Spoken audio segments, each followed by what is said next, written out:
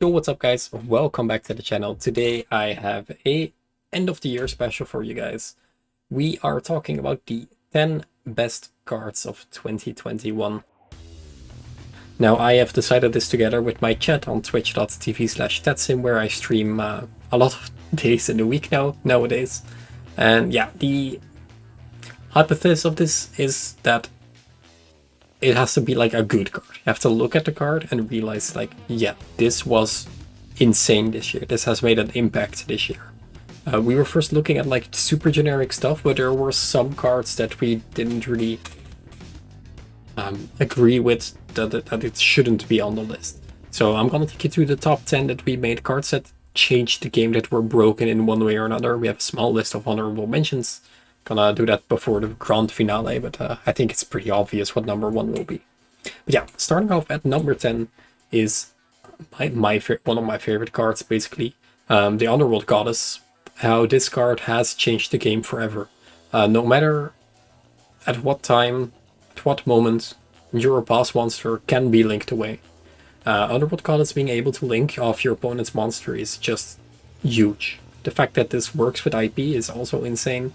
And this basically, you know, if Addict Mister will ever be a problem, this card will just enter a lot of decks. And for forever the game will just be like this. And if you have a deck that can easily spam bodies like a Drytron, like a PK, then you can always play this card. Just surprise, link your opponent's links 2 away, or link one of their boss monsters away.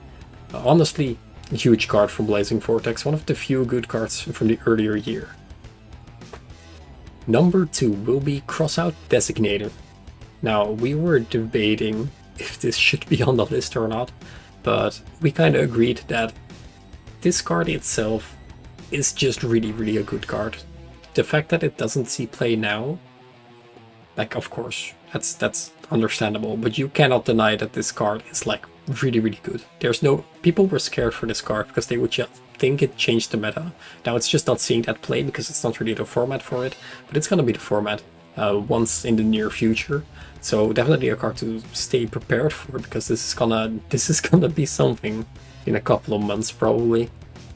Number 7, we have Mu Beta Fafnir. Now, this is only being played in one deck, but it did really make that deck. Together with the Diviner, we do choose to get the Mu Beta on there, because Mu Beta is just one of the most insane cards Yu-Gi-Oh! Has ever had.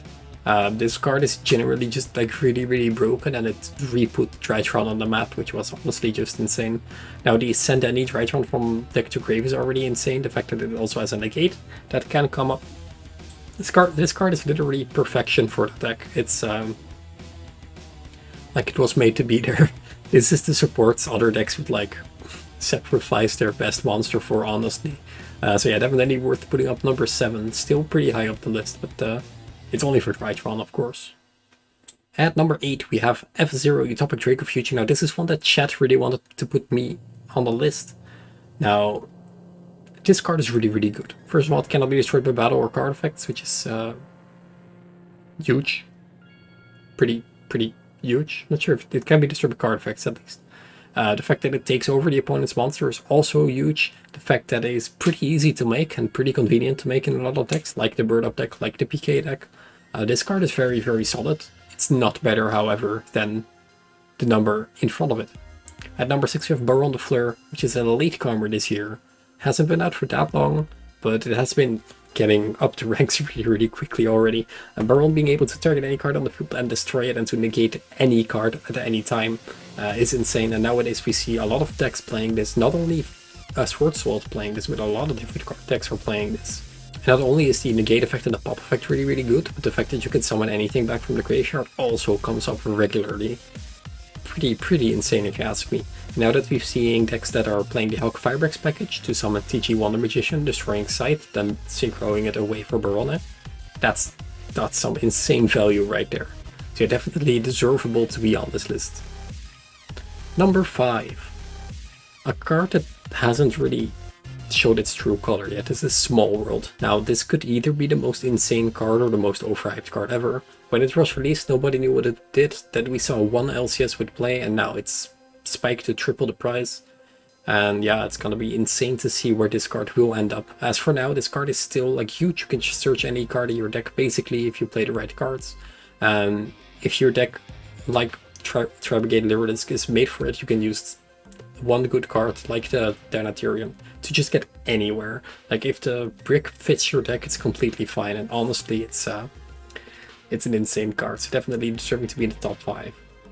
On number 4, barely out of the top 3, we have Bird Call. Now, Bird Call is here because it is insane. It's just insane. Either add one or Foolish one, and then you can special summon another. This card single-handedly brought Lyridisk back to life. Now, they also have Robin, but this is just a straight-up better card than that Robin. It searches, it starts plays, it extends plays, it's foolish if it's needed. This is... How is this card below 10 euros? Explain it to me. It should be 30, but it's vibing at like 9. This card is so insane, it's literally one of the most best decks a game has ever seen, but apparently nobody cares. The deck's really cheap. Number 3, it's a card that has released a very long while ago, and you might even be thinking, did this card release in this year? Well, Beer Brum changed Tri-Brigade forever.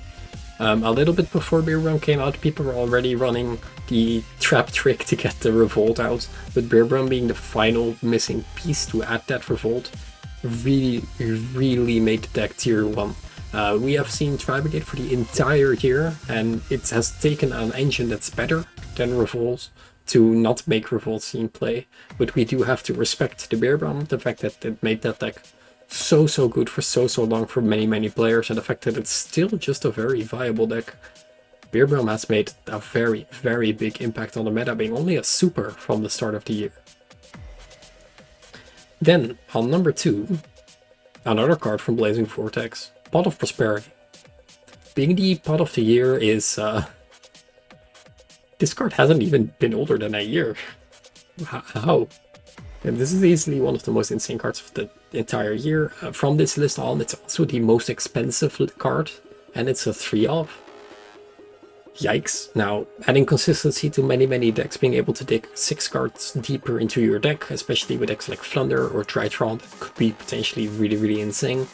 This card has just made them out already. It's very popular, very wanted. Currently not even reprinted yet, so it's chilling over 100 euros. Card is really good. Does have drawbacks. You know, banishing 6 from your extra deck can sometimes lose you the game if you're in a grind game.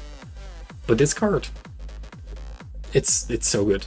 Adding so much consistency to so many decks. Yeah, just the question is, do you want 1 or 2 cards? But yeah, digging 2 in your deck versus digging 6 in your deck could also make the difference. Definitely deserving number 2. Then, honorable mentions. These are cards that you thought should be on the list, but just are not. We have Scrap Raptor, Lord of the Heavenly Sky Prison, Incredible Ecclesia the Virtuous, and Ready Fusion. 4 insane cards that are insane, but just haven't proven themselves yet. I believe that all of these cards in the near future will be very broken. And then the last card is Warlock Mountain.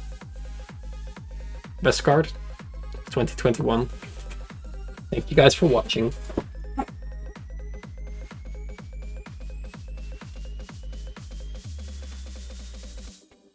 Okay, in all seriousness, the best card of 2021 is just already Destiny Hero Destroyer, Phoenix Enforcer.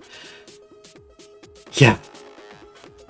Not even sure if it's the Enforcer or it's the Fusion. Just the way this card can be pumped out, the way this card is summoned, the effect that it has, the resilience, the comeback, the garnets that have really good effects.